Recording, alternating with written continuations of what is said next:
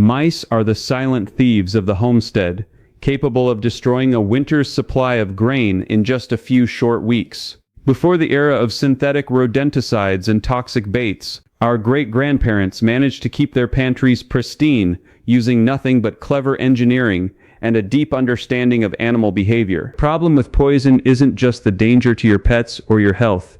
It's that a poisoned mouse often dies inside the wall, turning a small nuisance into a structural biohazard. The old-timers knew that prevention was the only real cure. They treated their homes like fortresses. They understood that if a mouse can fit its skull through a hole, the rest of its body will follow. That measurement is exactly 1/4 of an inch. In the late 19th century, farmhouses were built on stone foundations that often shifted. By the 1880s, homesteaders began using a technique called hard packing. They would take a mixture of broken glass, coarse sand, and hydraulic lime and pack it tightly into the crevices of the foundation. Mice hate the abrasive texture of glass and the burning sensation of lime on their sensitive paws. It was a permanent barrier that even the most determined rodent couldn't chew through. If you are dealing with modern construction, you don't need broken glass. You need copper mesh. Steel wool rusts and turns to dust within 2 winters, but copper mesh is permanent. It is the single most effective tool for sealing entry points today. Stuff the mesh tight into every gap where pipes enter the house. Secure it with a little expanding foam if you like, but the mesh is what does the heavy lifting. Mice cannot chew copper. It ruins their incisors. Once you have sealed the exterior, you have to look at the pantry. The old-timers didn't have plastic bins. They understood that a mouse can chew through a half-inch of thick plastic in minutes. They used tin, glass, and heavy stoneware.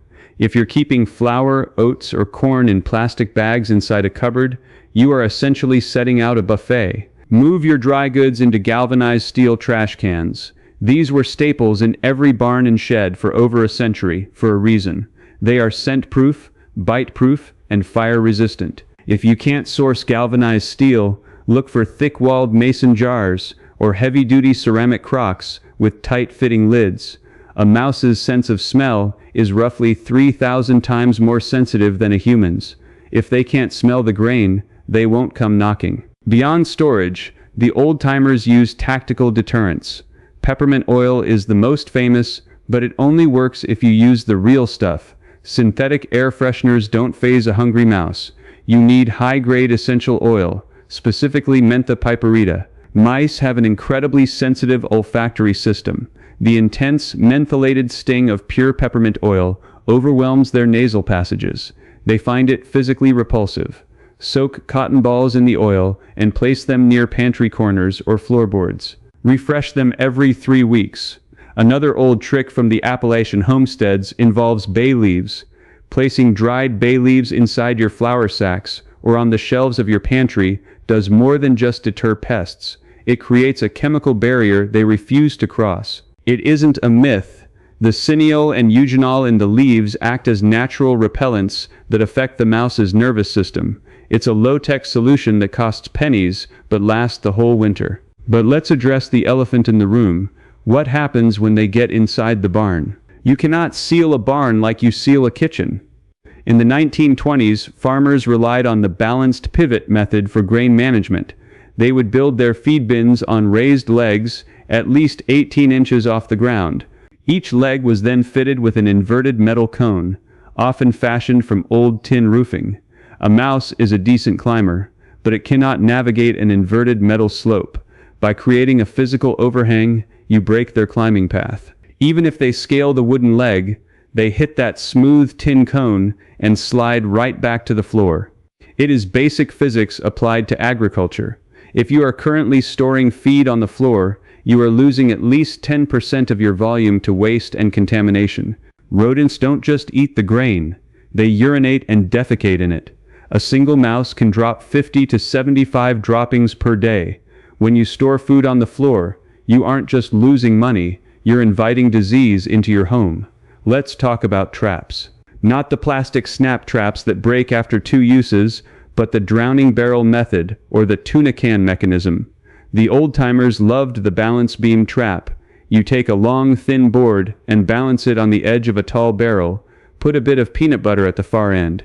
When the mouse walks out to reach the bait, the weight of the rodent tips the board, dropping them into the barrel. If you use a deep barrel, they can't climb out. It is humane if you check it daily, and it is endlessly reusable. It works on the principle of curiosity and gravity, two things that never go out of style. One of the most overlooked secrets is light. Rodents are photophobic. They thrive in darkness and shadow. A pantry or a feed room should be well lit. The old-timers would often hang a small lantern or, later on, leave a low-wattage bulb burning in the corner of the grain room. Mice feel exposed and vulnerable under a constant light source. They will choose a darker area to nest, which draws them away from your valuables and toward areas you've left less protected. Also, consider the perimeter. We often hear that a cat is the best deterrent, and that's true, but only to a point. A cat is a predator, but it is also a pet that sleeps. The real old-timer secret was keeping the area around the foundation clear. No wood piles against the siding, no tall grass touching the walls, no scrap metal lying near the door. A mouse won't cross an open stretch of lawn if they feel exposed to hawks or owls. If you have a clear 10-foot dead zone around your house or shed, you are removing their primary cover. They won't risk the trek across the open yard to find your pantry, because to them, an open yard is a death trap. We have become a society that relies on chemicals because we've forgotten how to observe our environment. We want a spray and forget solution. But nature doesn't work that way. The pests that plague us are constantly evolving, and the chemicals we use today will eventually fail. The methods that survived the 1800s and the Great Depression survived because they were based on the unchangeable biology of the rodent. They were based on the limits of their anatomy and their fear of the open. Consider the hard pack foundation, the inverted cone barrier, and the dead zone perimeter. These aren't just chores. They are a mindset. When you stop viewing your pantry as a storage closet and start viewing it as a castle under siege, your tactics change. You stop being a passive victim of a pest infestation and start being an active manager of your environment. You don't need a shelf full of poisons to outsmart a rodent. You need to be a better architect, a better organizer, and a more observant neighbor. Every time you seal a gap or clear a brush pile, you are winning a small war of attrition. Ask yourself this: if a homesteader in 1890 could feed a family of 8 through a harsh winter with nothing but grain, tin, and a bit of ingenuity, why do we find it so hard to protect a single bag of flour today? Perhaps the answer isn't that mice have become smarter, but that we have become less attentive to the spaces we inhabit. Security isn't a product you buy, it's a standard of maintenance you uphold. By returning to these old-world strategies, you aren't just saving your feed, you are reclaiming your independence from a world that wants you to believe there is no solution other than a chemical one. The old ways didn't just keep the mice out, they kept the homestead running, year after year, without a single drop of poison. Maybe it's time we started living by those rules again.